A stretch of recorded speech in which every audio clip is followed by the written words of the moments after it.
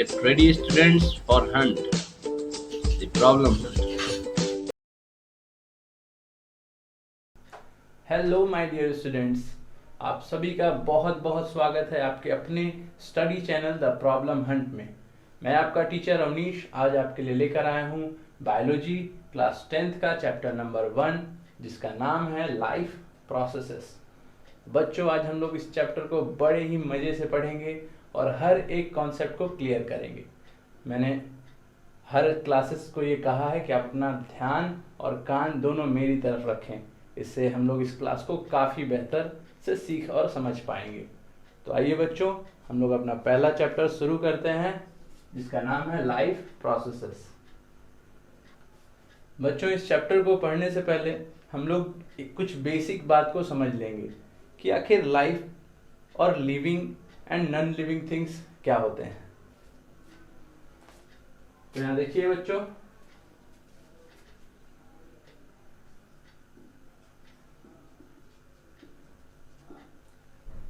आप अपने चारों ओर बहुत सारे थिंग्स को देखते होंगे, बहुत सारे वस्तुओं को देखते होंगे। उनमें से कुछ चीज़ें आपको जीवित लगती हैं और कुछ चीज़ें निर्जीव लगती हैं, यानी कुछ लिविंग लगते हैं और कुछ नॉन लिविंग लगते हैं।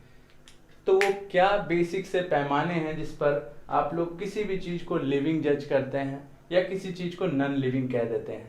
जैसे कि एग्जाम्पल में हम लोग देख सकते हैं, अगर हम लोग एक बात करें काऊ और एक चेयर, तो आप लोग कहोगे कि काऊ सर लिविंग है, चेयर नॉन लिविंग है। चेयर को नॉन लिविंग कहोगे और काऊ को लिविंग कहोगे। इसके पीछे का क्या बेसिक्स है, क्या पैमाना है आपके मन में जो आप काऊ को लिविंग और चेयर को नॉन लिविंग कहते हो। तो न जानते हुए भी आप लोग बात करते हो लाइफ प्रोसेसेस की। तो वो लाइफ प्रोसेस हैं क्या, इसे हम लोग एक बार समझते हैं। तो लाइफ प्रोसेस के डेफिनेशन पे देखते हैं। तो यहाँ डेफिनेशन में एक बात पूरी तरह से क्लियर है कि the basic function performed by living organism to maintain their life. किसी भी लिविंग ऑर्गेनिज्म के द्वारा किया गया हर वह काम या हर वो प्रोसेस जिससे वो जीवित रहता है। तो वो प्रोसेसेस क्या क्या हैं, यहाँ हम लोग देख सकते हैं। सबसे पहले न्यूट्रिशन, दूसरा कंट्रोल एंड कोऑर्डिनेशन, तीसरा एक्सक्रीशन, चौथा रेस्पिरेशन, पांचवा रिप्रोडक्शन और छठा ग्रोथ एंड मूवमेंट। ये सारे प्रोसेसेस मिलके लाइफ प्रोसेस कहलाते हैं, जिससे कोई भी जीव जीवित या निर्जीव कहलाता है, यानी कि लिविंग और नॉन लिविंग कहलाता है। तो देखते हैं एक बार इन सारे लाइफ प्रोसेसेस को हम लोग दोनों थिंग्स पर रख के, और धीरे धीरे हम लोग ये सारे टॉपिक्स को क्लियर करेंगे। इनमें कई सारे टॉपिक्स तो आपके चैप्टर हैं, इसीलिए घबराने की जरूरत नहीं है, इतने टॉपिक देख के डरने की जरूरत नहीं है। हर एक टॉपिक बड़े मजे से यहाँ पर क्लियर होगा, इसके लिए आप लोग बेफिक्र रहिए। तो यहाँ पर देखते हैं हम लोग कि काऊ लिविंग क्यों है और चेयर नॉन लिविंग क्यों है। तो अगर बात करें न्यूट्रिशन की, सबसे पहला नेचुरल प्रोसेस जो कि यहाँ पर लिखा हुआ है न्यूट्रिशन। तो थोड़ा सा हम लोग न्यूट्रिशन समझ लेते हैं, उसके बाद हम लोग उसको बढ़िया ढंग से एलोबरेट करेंगे। न्यूट्रिशन का मतलब होता है intake of food and utilization of that food.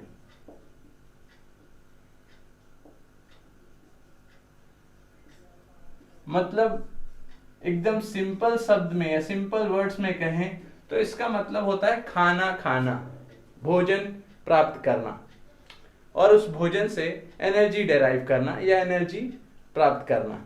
देखते हैं यहाँ पर लिविंग में हमने काऊ लिख रखा है।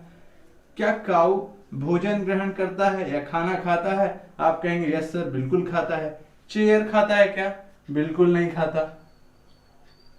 तो यहाँ पहला लाइफ प्रोसेस को चेयर ने फॉलो नहीं किया, यानी इस एस्पेक्ट में चेयर नॉन लिविंग हो गया और काऊ लिविंग हो गया। बात करते हैं कंट्रोल एंड कोऑर्डिनेशन की, जो कि आपका नेक्स्ट चैप्टर है। उसमें इस टॉपिक को आप बड़े आराम से और बहुत बढ़िया तरीके से पढ़ने वाले हैं, इसीलिए इस पर हम लोग ज्यादा बात नहीं करेंगे। एक बेसिक सा इंफॉर्मेशन ले लेते हैं। कंट्रोल एंड कोऑर्डिनेशन का मतलब होता है जीव के सभी हिस्सों में आपसी तालमेल।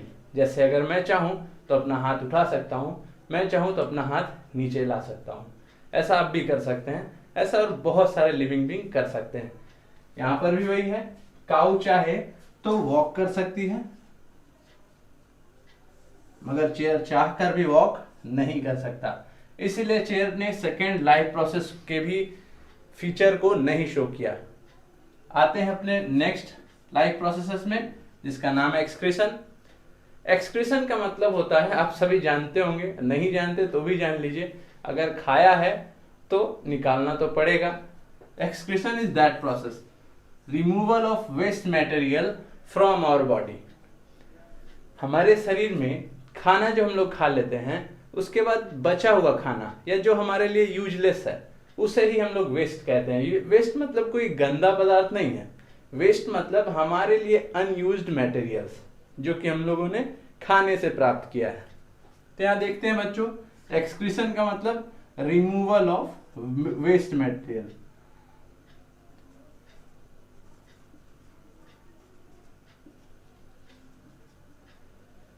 इस लाइफ प्रोसेस को भी अगर हम लोग काऊ पे रख के देखें तो क्या काऊ एक्सक्रीशन करती है? बिल्कुल हाँ, हम लोग जानते हैं गोबर यानी काऊ डंग केक।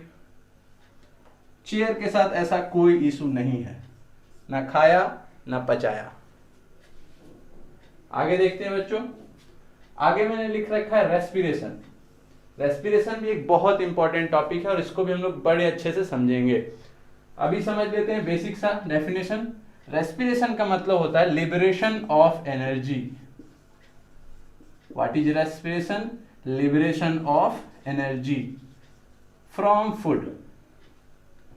जो फूड हम लोगों ने खाया उसे डाइजेस्ट कर लिया, या हम लोगों ने किसी भी ऑर्गेनिज्म ने फूड खाया, उसे डाइजेस्ट किया, और डाइजेस्ट करने के बाद उन लोगों का सबसे मेन काम रहता है लिबरेशन ऑफ एनर्जी करना, यानी रेस्पिरेशन करना।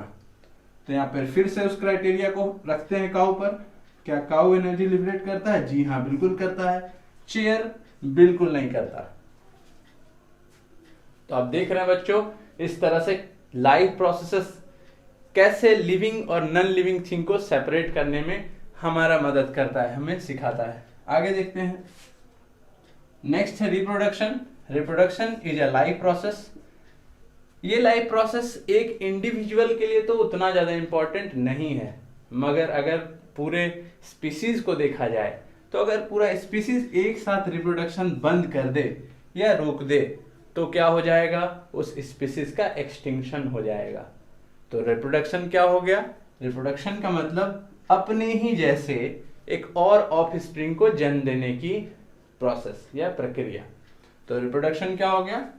It is a process in which an organism produce an offspring like him.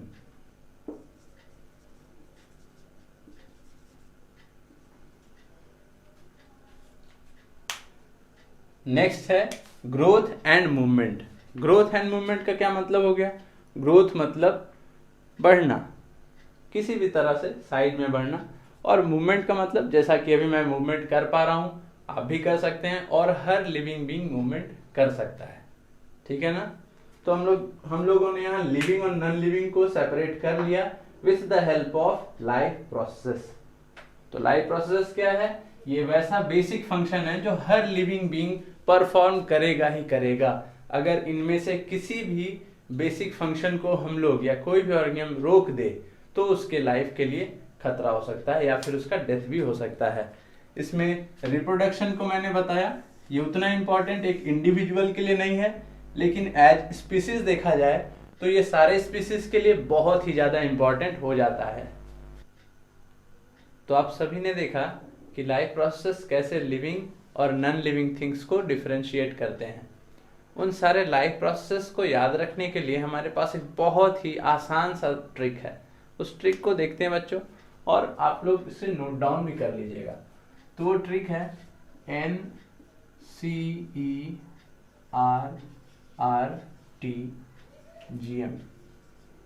जी हाँ, आप लोगों को रोज सुबह उठकर NCERT को गुड मॉर्निंग बोलना है। इसका क्या मतलब है अभी मैं क्लियर कर देता हूँ। N stand for nutrition, N से न्यूट्रिशन, C से कंट्रोल एंड कोऑर्डिनेशन, E से एक्सक्रीशन, R से रेस्पिरेशन, एक और आर से रिप्रोडक्शन। इसमें कंफ्यूज मत करिएगा बच्चों, कहीं भी कुछ भी लिख सकते हैं, रेस्पिरेशन आगे लिख दीजिए, रिप्रोडक्शन बाद में, कोई फर्क नहीं पड़ता। टी से transportation, G for growth and movement. कितना आसान सा है ना, इसे आप लोग जरूर नोट कर लीजिए और याद तो ऐसे ही आपको हो गया होगा, अभी ही याद हो गए होंगे सारे लाइफ प्रोसेसेस। मैंने कहा ना, इस वीडियो में जुड़े रहिए, हमसे जुड़े रहिए, लास्ट तक वीडियो को देखिए, आप लोगों के सारे टॉपिक बिल्कुल क्लियर हो जाएंगे। बस एक बार रिवीजन और आपका बोर्ड का प्रिपरेशन पूरा तैयार। तो बच्चों यहां देखिए, अब हम लोग चलते हैं अपने नेक्स्ट टॉपिक में, जिसका नाम है न्यूट्रिशन। मुझे उम्मीद है कि आप लोगों ने इसे नोट डाउन कर लिया होगा।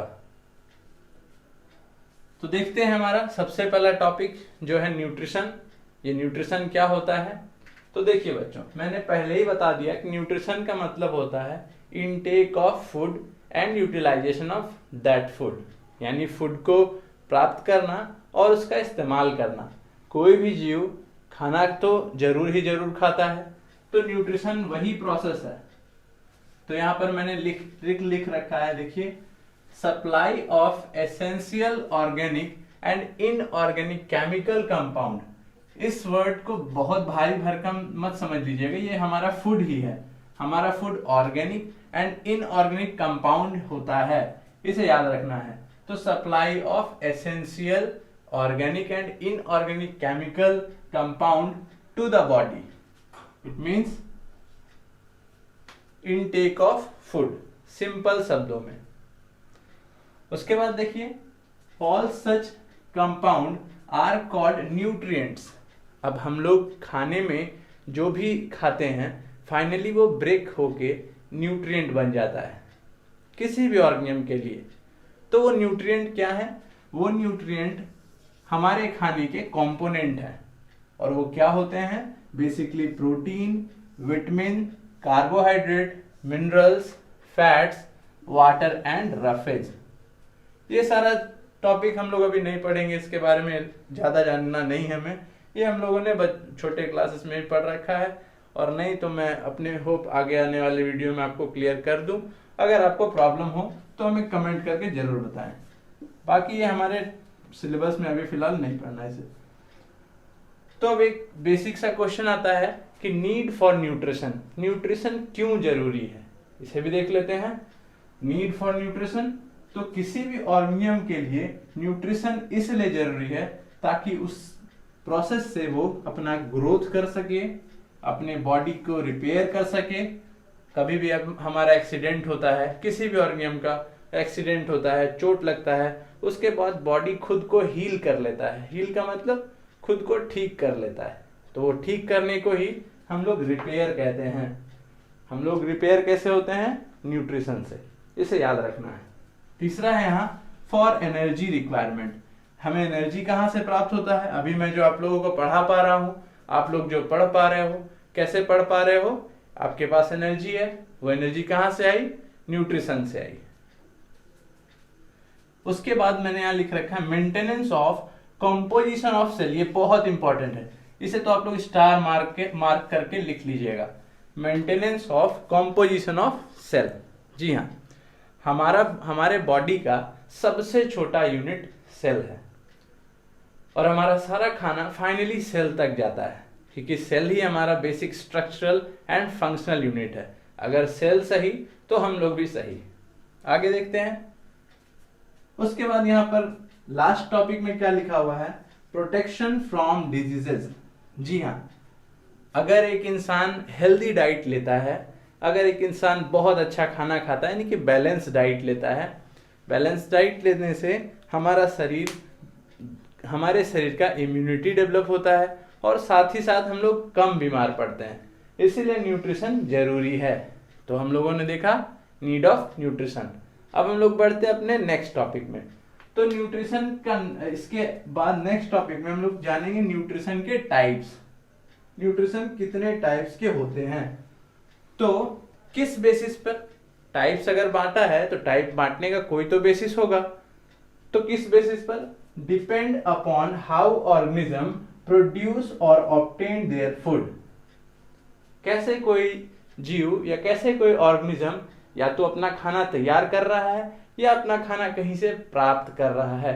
बच्चों एक बात मैं आप लोगों को कहना चाहता हूँ, आप लोग जरूर से जरूर वर्ड मीनिंग लिखें अपने बुक को पढ़ने के बाद।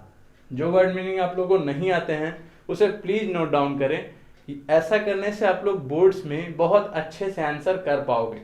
कंसेप्ट के साथ साथ लिखना भी पड़ेगा ना, तो लिखने के लिए वर्ड्स होने चाहिए अपने पास। तो यहाँ पर मैंने लिख रखा है, देखिए एक वर्ड प्रोक्यूर। प्रोक्यूर मतलब उपलब्ध करवाना या उपलब्धता। तो देखते हैं बच्चों आगे, इन सारे वर्ड्स को आप लोग लिख लीजिए ताकि आपको काम आए आगे। तो इस आधार पर कि कैसे कोई ऑर्गेनिज्म अपना फूड प्राप्त कर रहा है, न्यूट्रिशन को हम लोगों ने दो टाइप्स में बांटा है। तो वो दो टाइप्स क्या क्या हैं? एक है ऑटोट्रॉफिक मोड ऑफ न्यूट्रिशन और दूसरा है हेटेरोट्रॉफिक मोड ऑफ न्यूट्रिशन। तो अब हम लोग पढ़ेंगे ऑटोट्रॉफिक मोड ऑफ न्यूट्रिशन। तो माय डियर स्टूडेंट्स, अब हम लोग देखेंगे न्यूट्रिशन के टाइप्स। तो न्यूट्रिशन के मैंने एज अर्ली बता दिया कि दो टाइप होते हैं, autotrophic mode of nutrition and heterotrophic mode of nutrition. तो हम लोग देखने जा रहे हैं ऑटोट्रॉफिक मोड ऑफ न्यूट्रिशन। तो जैसा कि नाम में ही है, ये ऑटोट्रॉफिक वर्ड दो वर्ड से मिलकर बना हुआ है। पहला word auto and second one is trophe. ये ग्रीक वर्ड से मिलकर बना हुआ है। Auto means self. हम लोग देखते हैं ना ऑटोमेटिक, जो अपने से चला, जो वैसा इंस्ट्रूमेंट जो खुद से ऑन हो जाए, खुद से ऑफ हो जाए, तो auto. Auto means self. Trophe means nourish और न्यूट्रिशन। नॉरिश मतलब होता है पालन पोषण करना, और न्यूट्रिशन का मतलब तो मैंने बता ही दिया। तो वैसे ऑर्गेनिजम्स जो अपना खाना या अपना नॉरिशमेंट खुद से कर लें, उन्हें हम लोग कहते हैं ऑटोट्रॉप्स। और ऑटोट्रॉप्स जिस तरीके से खाने को ऑब्टेन करते हैं उसे कहते हैं ऑटोट्रॉफिक मोड ऑफ न्यूट्रिशन। ठीक है बच्चों, तो मैंने यहाँ लिख भी रखा है कि ऑटोट्रॉप्स या ऑटोट्रॉफिक मोड ऑफ न्यूट्रिशन क्या होता है। It is a mode of nutrition, यानी कि ये एक न्यूट्रिशन प्राप्त करने का तरीका है जिसमें, यानी in which organisms make their own food by itself using simple organic materials. बहुत ही सिंपल मटेरियल्स के यूज करके ऑर्गेनिजम्स अगर अपना खाना स्वयं बना लें, यानी कि खुद से बना लें, तो उसे ही हम लोग कहते हैं ऑटोट्रॉफिक मोड ऑफ न्यूट्रिशन। तो यहाँ पर ये सिंपल ऑर्गेनिक मटेरियल क्या है, मैंने यहाँ लिख रखा है, like CO2, water and sunlight.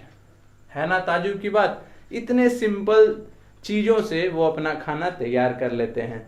Sunlight, CO2 and H2O, यानी कि पानी से।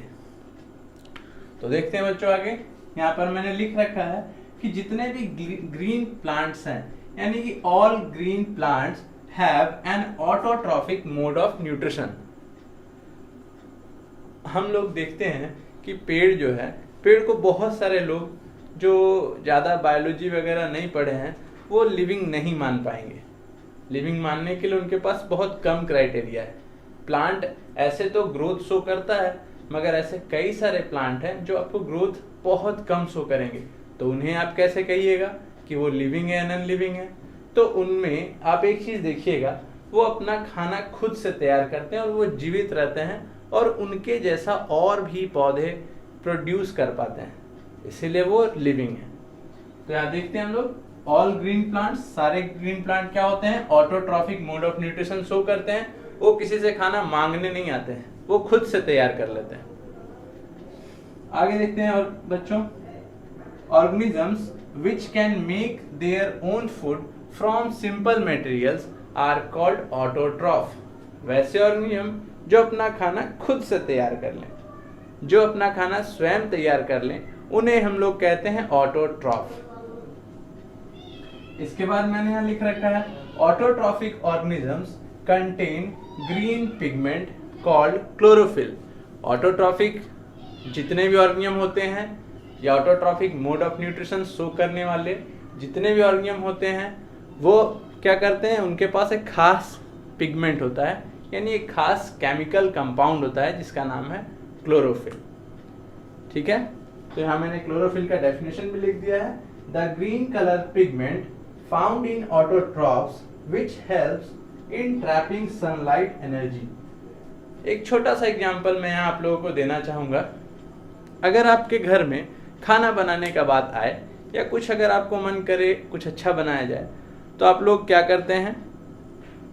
जी हाँ, आप लोग पहले रॉ मटेरियल जमा कर लेते हैं, आटा चावल या जो भी आपको बनाना है रॉ मटेरियल जमा करते हैं। फिर आपके पास बर्तन होता है, लेकिन क्या बर्तन और आपका जो रॉ मटेरियल है उससे आपका खाना रेडी हो जाएगा? जी नहीं, आपको एनर्जी की भी जरूरत पड़ेगी। उसी तरीके से CO2 H2O प्लस सनलाइट, तो यहाँ सनलाइट क्या है? एनर्जी का सोर्स है। सनलाइट एनर्जी प्रोवाइड कर रहा है ऑटोट्रॉप्स को उनके खाने को बनाने में। ऑटोट्रॉप्स को प्रोड्यूसर भी कहा जाता है। ऑटोट्रॉप को प्रोड्यूसर इसलिए कहा जाता है क्योंकि वो अपना खाना खुद से तैयार कर लेते हैं। Autotrophs are called producers. Why? आप लोगों का आंसर पता होगा। चलिए हम लोग बढ़ते हैं अपने नेक्स्ट टॉपिक में। तो बच्चों, अब हम लोग देखेंगे अपना नेक्स्ट टॉपिक, जिसका नाम है हेटेरोट्रॉफिक मोड ऑफ न्यूट्रिशन। यहाँ पर बहुत सारे बच्चे, मैं जब पढ़ाता हूँ तो मुझसे पूछते हैं कि सर मम्मी तो खुद से अपना खाना बना लेती हैं, तो क्या वो ऑटोट्रॉफ्स हैं?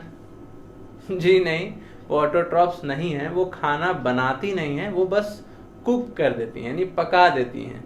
कच्चा खाना आता है, चावल दाल, वो उन्हें क्या करती हैं? पका देती हैं। तो ऐसा मिसकंसेप्शन बिल्कुल मत लाइएगा।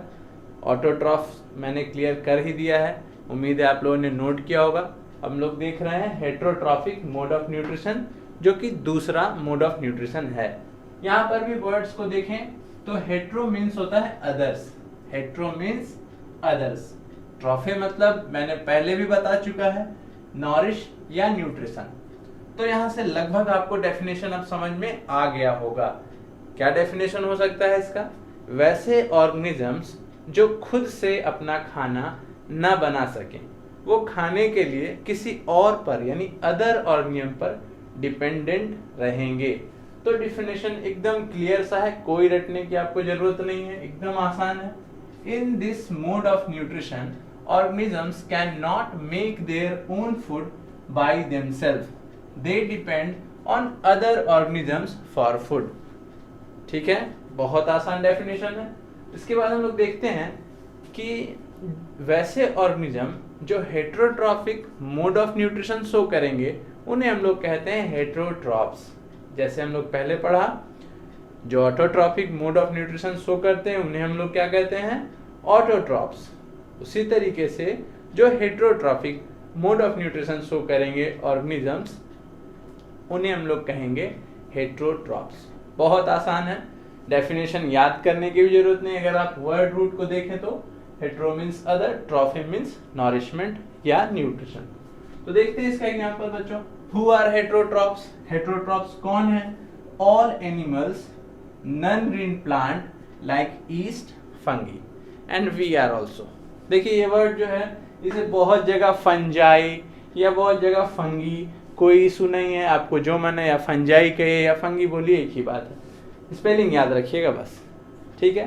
अब हम लोग थोड़ा इस हेटेरोट्रॉफिक मोड ऑफ न्यूट्रिशन में बहुत सारे ऑर्गेनिजम्स आ जाते हैं, इसलिए इसे भी फर्दर क्लासिफाई किया गया है, यानी इसे भी वर्गीकृत यानी बांटा गया है। हम लोग अब उसे देख लेते हैं।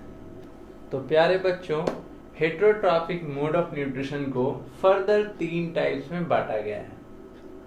आप यहाँ देख रहे हैं, इसे आप नोट डाउन कर सकते हैं, वीडियो पॉज करके आप इसे नोट डाउन कर लीजिए। तो प्यारे बच्चों, हेटेरोट्रॉफिक मोड ऑफ न्यूट्रिशन को फर्दर 3 भाग में बांटा गया है, यानी 3 टाइप्स होते हैं उसके।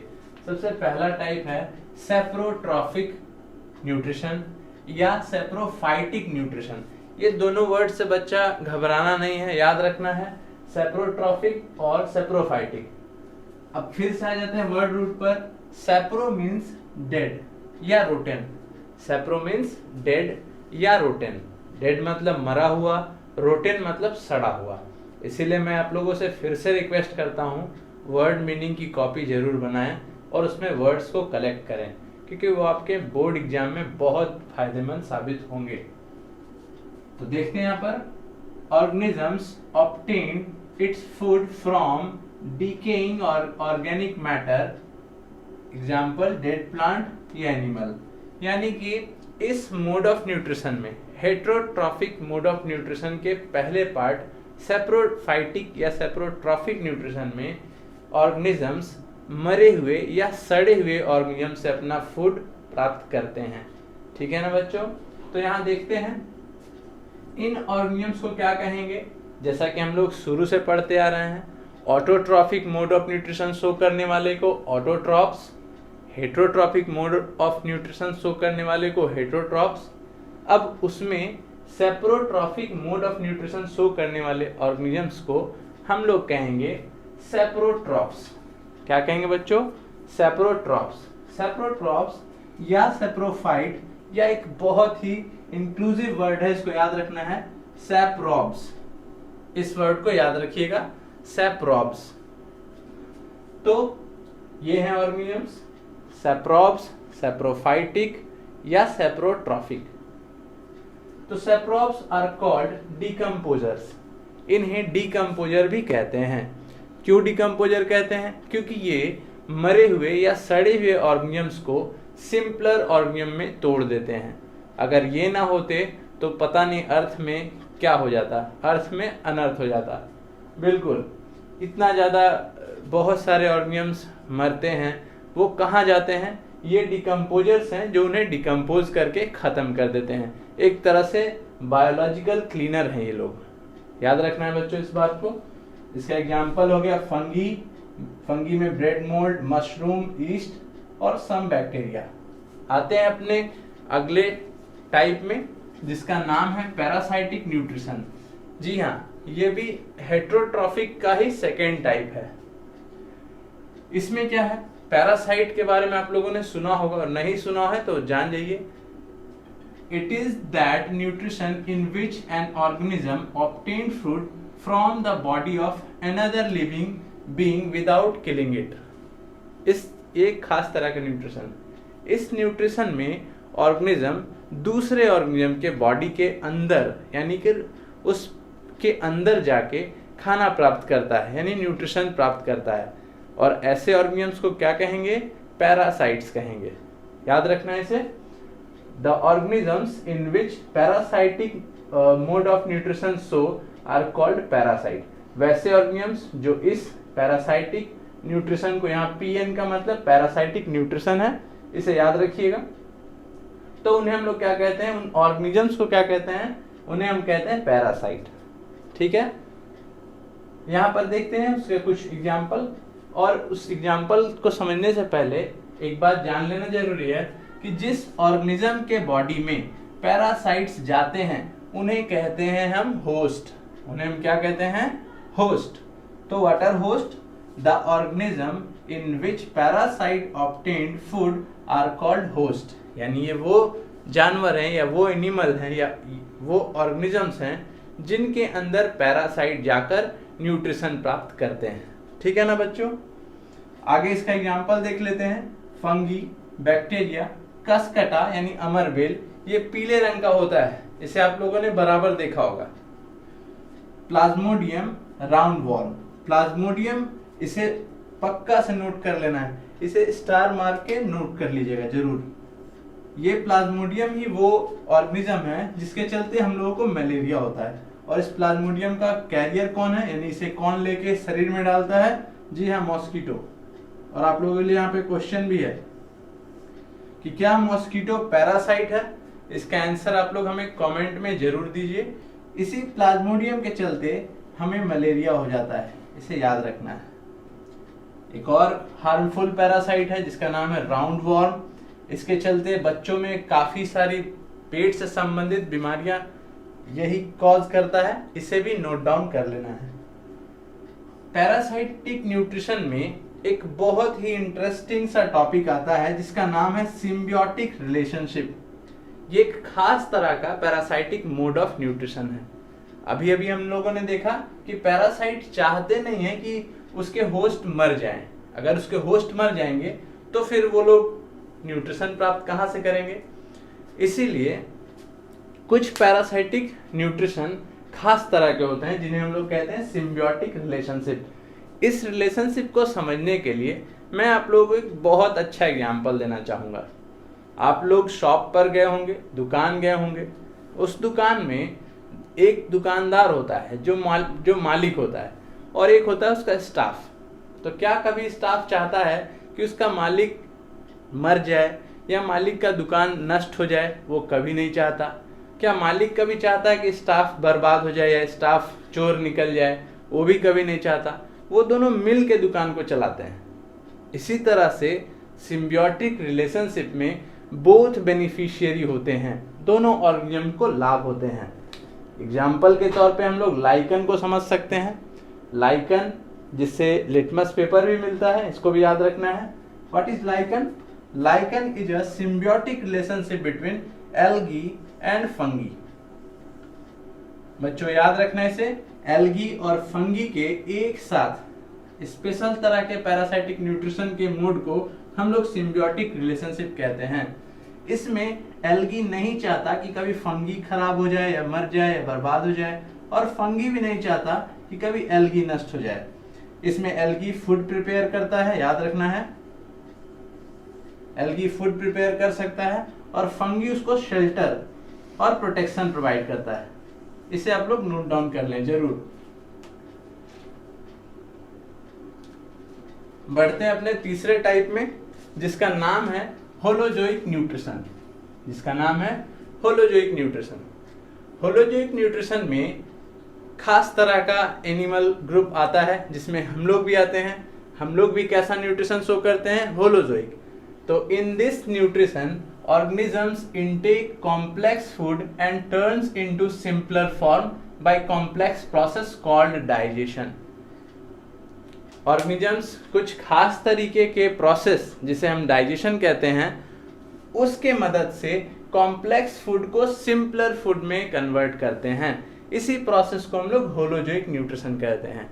और वैसे ऑर्गेनिजम्स जो holozoic mode of nutrition show करते हैं, उन्हें हम लोग होलोजोआ कहते हैं। तो वी आर होलोजोआ या होलोजोवन। इसका एग्जाम्पल क्या हो गया बच्चों? अमीबा, जो कि एक यूनिसेलुलर होलोजोआ है, याद रखना है इसको। और all animals including humans, all animal including humans. तो बच्चों उम्मीद करता हूं कि ये खास क्लास आप लोगों को बहुत अच्छा लगा होगा और सारे कॉन्सेप्ट्स आपके क्लियर हुए होंगे। तो मिलते हैं आप लोगों से नेक्स्ट वीडियो में। अगर आप लोगों को ये हमारा चैनल पसंद आता है तो इसे प्लीज सब्सक्राइब करें। एक सब्सक्रिप्शन और लाइक हमारे लिए एटीपी का काम करता है। एटीपी क्या है हम लोग फिर पढ़ेंगे। Thank you students. For latest notification and updates, subscribe our channel and press the bell icon.